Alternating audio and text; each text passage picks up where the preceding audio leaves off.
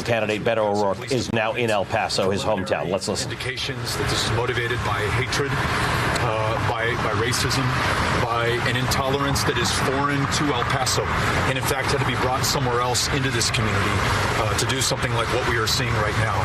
And so I would just say that in addition to everything that we're doing for our fellow El Pasoans right now and meeting them in this time of suffering and need and crisis, in addition to making sure that we change our laws so that it's harder for something like this to happen again, I think we also have to ask ourselves about the level of hatred and racism that we're seeing in this country right now that could lead to an event like the one that we saw here today. And that is on all of us to both call out and to stop, and in our case in El Paso, to be the example of how we don't just respect one another, we embrace our differences as the very source of our strength.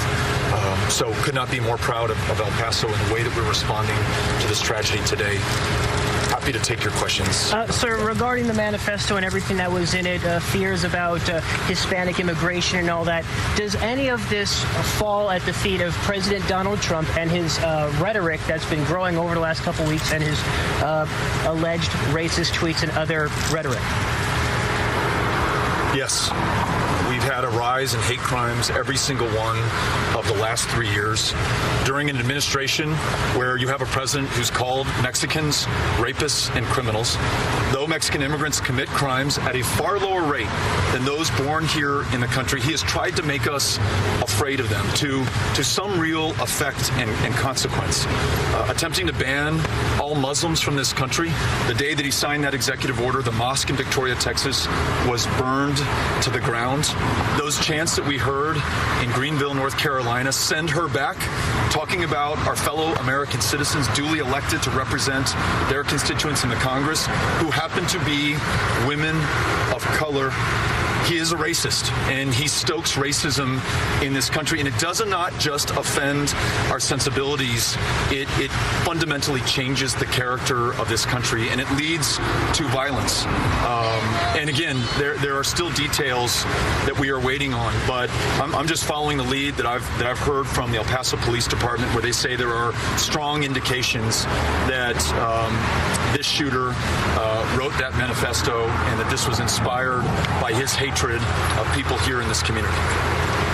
When you were in there with the patients, like, what did you tell them and what did they tell you?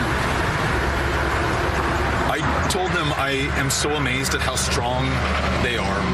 We met a woman who was shot in the chest. The bullet passed through her lungs. She's having her lungs drained of fluid right now. She has learned that her mother, who was with her, was shot, that her aunt was shot as well. Three family members, all of whom are shot, all of whom are pulling through here tonight, all of whom are surrounded by family, and these extraordinary nurses and doctors and frontline staff here at University Medical Center. We're hearing very similar things about the staff at Del Sol. Those waiting rooms are full of people.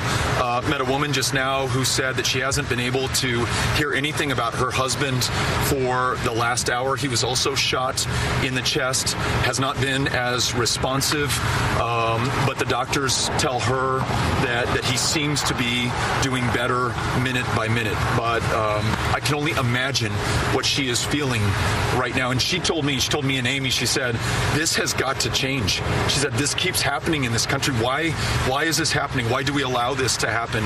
This has to change. Her husband and other members of the family and their little children were all at a table selling merchandise to raise funds for the soccer team that he coaches. Doing something great for their community.